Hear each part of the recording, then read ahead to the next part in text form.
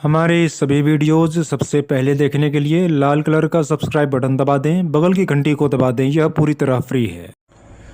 इष्ट देवता का विचार जन्म कुंडली में कहाँ से करना चाहिए, कैसे करना चाहिए, इसकी पर्याप्त जानकारी हमने अपने इसी चैनल पे इष्ट देवता विचार नाम की वीडियो पे दिया हुआ है। अगर आपने उसको नहीं देखा है तो जाकर देख लें, समझ लें। लेकिन उस वीडियो में हमने साफ रूप से यह बता दिया था कि यह वीडियो पूर्ण नहीं है। इसमें एक हल्के लेवल पे जानकारी दी जा रही है, बहुत गहराई से जानकारी नहीं दी जा रही है। लेकिन फिर भी लोगों ने क्वेश्चन किया, क्वेरी किया, और कुछ लोगों ने डीप वीडियो की डिमांड करी। देखिए, एक बात यहाँ समझ लीजिए कि अगर डीप में वीडियो हम बनाएंगे, समझाएंगे, तो 90% लोगों के सर के ऊपर से निकल जाएगा। इसके लिए हमने उसमें शॉर्ट वीडियो बनाया था, और जो सामान्य व्यक्ति समझ पाए, जो थोड़ा बहुत ज्योतिष जानते हैं, वो लोग जान पाएँ, इसलिए एक सामान्य तल पर ही ज्ञान दिया था। जैसे कि हमने उसमें पंचम भाव के बारे में बताया था कि पंचम भाव में कौन कौन से ग्रह बैठेंगे, तो कौन कौन आपका इष्ट देवता होगा। अब बहुत से प्रश्न उसमें आए, लाजमी भी था प्रश्न आना, क्योंकि किसी किसी के कुंडली में चार चार ग्रह पंचम भाव में बैठे हैं, तो उसमें कैसे वो इष्ट देवता का निर्धारण करे। उसके बाद किसी किसी का पंचम भाव खाली है, तो वो कैसे इष्ट देवता का निर्धारण करे। तो उस वीडियो में शुरू में ही बताया गया था कि ये वीडियो अधूरा ही है, लेकिन एक सामान्य तल पर जानकारी दी जा रही है। आज थोड़ा सा उसको हम और गहरा करने का प्रयास करते हैं। देखिए, जन्म कुंडली के पंचम भाव से निसंदेह इष्ट देवता का विचार करना चाहिए, लेकिन वास्तविकता ये पूरी तरह से नहीं है। वास्तविकता है, पंचम भाव है आपके मंत्र जाप का, आपके पूर्वकृत कर्म का, और आपकी भावनाओं का। भावना से ही इष्ट देवता का प्रेम प्रकट होता है। भावना के तल पर ही आप अपने देवी देवताओं को पकड़ते हैं। भावना के तल पर ही, विचार के तल पर ही आप मंत्र का जाप करते हैं, क्योंकि कोई भी जो मंत्र होता है वो पीछे एक विचार लेके चल रहा होता है। इसलिए कहीं कहीं पर शास्त्रों में पंचम भाव को ही महत्व दिया गया है, लेकिन ये पूर्ण सत्य नहीं है। इस वीडियो में हम पूर्ण सत्य थोड़ा सा खोलने का प्रयास करेंगे, पूर्ण सत्य खोलने का प्रयास करेंगे। फिर भी पूर्ण सत्य इसमें भी नहीं होगा, मैं फिर बता देता हूँ, क्योंकि इष्ट देवता का विचार इतना आसान नहीं होता जितना आसान आप समझते हैं। फिर भी मैं इशारा करता हूँ, थोड़ा सा नया जानकारी यहाँ देने का प्रयास करता हूँ। जैसे कि वैदिक पद्धति के अंदर अगर हम इष्ट देवता का विचार करते हैं, तो कुछ लोग लग्न भाव, पंचम भाव, नवम भाव को देखते हैं। मूल रूप से जो वैदिक ज्योतिष करते हैं वो पंचम भाव को ही बल देते हैं, और पंचम भाव से ही इष्ट देवता का विचार करते हैं। ठीक भी है, लेकिन पूरा ठीक नहीं है, पूरी सत्यता ये नहीं है। हमने भी वीडियो डाला इस चैनल पे, तो पंचम भाव पर ही जोर दिया, लेकिन वो पूरा सत्य नहीं है। देखिए, अगर आपको इष्ट देवता का विचार करना है ना, तो सबसे सटीक मैं आपको तरीका बताता हूँ। सबसे सटीक तरीका, वैदिक पद्धति के अंदर 100% सटीकता आपको नहीं मिलेगी कभी भी कि इष्ट देवता आपके ये हैं, इसको आप कन्फर्म जानिए। आप सामान्य तल पर उनकी आराधना पूजा कर सकते हैं। पंचम भाव कभी भी किसी भी प्रकार से आपके इष्ट देवता का स्पष्ट पूर्ण निर्धारण नहीं कर सकता।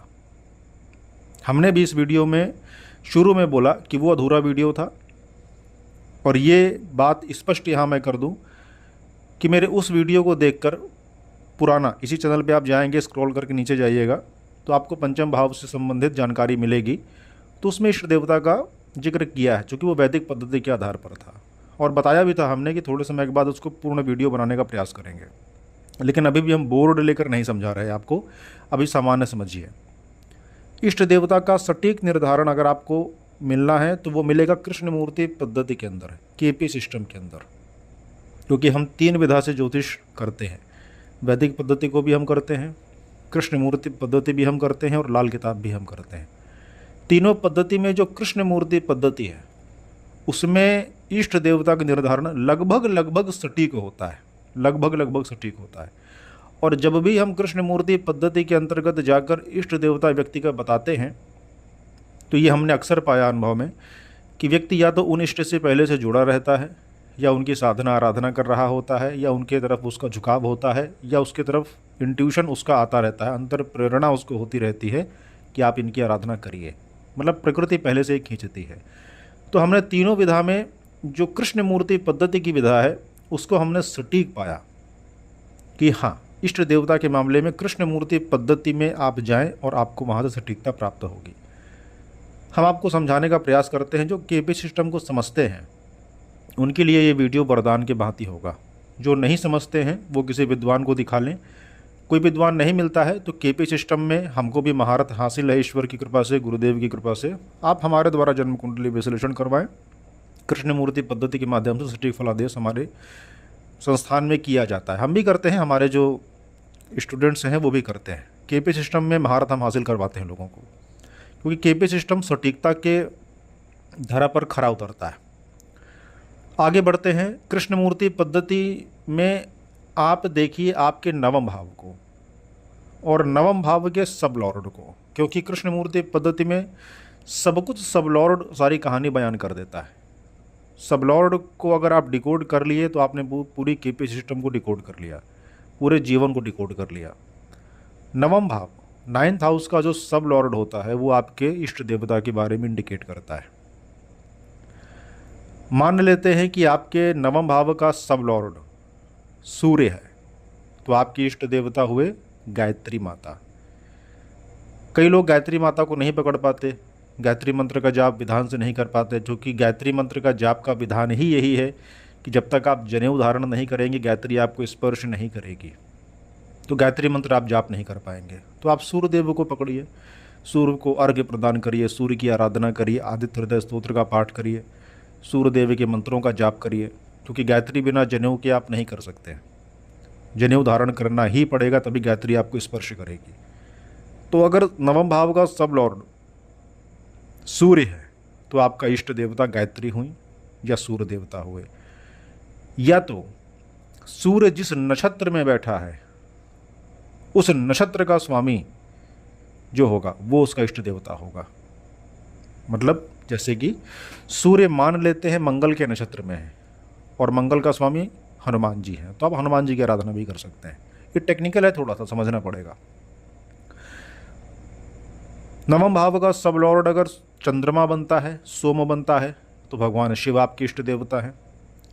नवम भाव का सब लॉर्ड अगर मंगल बनता है तो गणेश जी या हनुमान जी आपकी इष्ट देवता है, क्योंकि कृष्ण मूर्ति पद्धति में जो मंगल का स्वामी माना गया है वो गणेश जी को माना गया है। लेकिन हमने हनुमान जी की भी कहीं ना कहीं लोगों के जीवन में स्पर्श पाया है। तो नवम भाव का सब लॉर्ड अगर मंगल बनता है तो हनुमान जी या गणेश जी की आप आराधना करें, आपको सिद्धि प्राप्त होगी। अगर नवम भाव का सब लॉर्ड बुध बनता है तो फिर से आप हनुमान जी या गणेश जी दो में से किसी एक की आराधना करें, जहाँ पे आपका मन टिकता हो, आपको सिद्धि मिलेगी।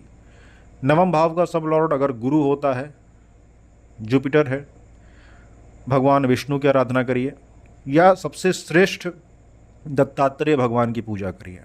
दत्तात्रेय भगवान को सब पकड़ नहीं पाते, समझ नहीं पाते, तो भगवान विष्णु की पूजा करिए। नवम भाव का सब लॉर्ड शुक्र है तो देवी की आराधना करिए, माँ लक्ष्मी की आराधना करिए। नवम भाव का सब लॉर्ड शनि है तो फिर से आपको हनुमान जी की आराधना करनी चाहिए। नवम भाव का सब लॉर्ड राहु है तो शिव जी की आराधना करनी चाहिए।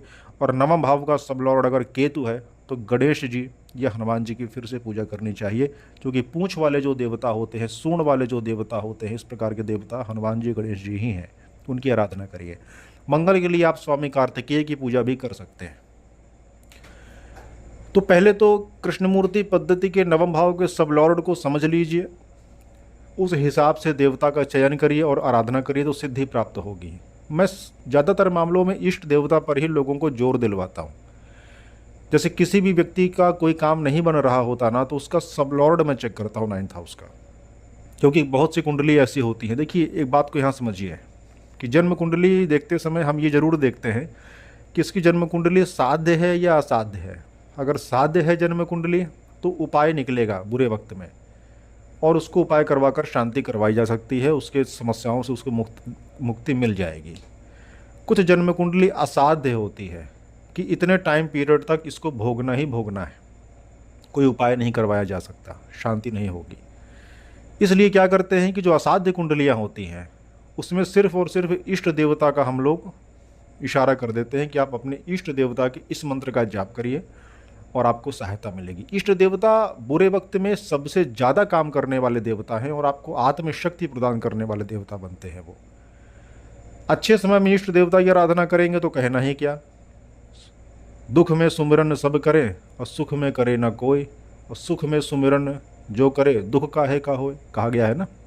अगर अच्छा वक्त चल रहा है और आपने अपने अच्छे वक्त में अपने इष्ट देवता को पकड़ लिया तो दुख काहे का आएगा, क्योंकि इष्ट देवता की साधना करते करते आपकी विल पावर बढ़ जाएगी, आपकी आत्मशक्ति बढ़ जाएगी, आपकी चेतना शक्ति बढ़ जाएगी, आपका मनोबल आत्मबल बढ़ जाएगा, आपकी मानसिक ऊर्जा बढ़ जाएगी और बुरे वक्त में वो काम आएगा।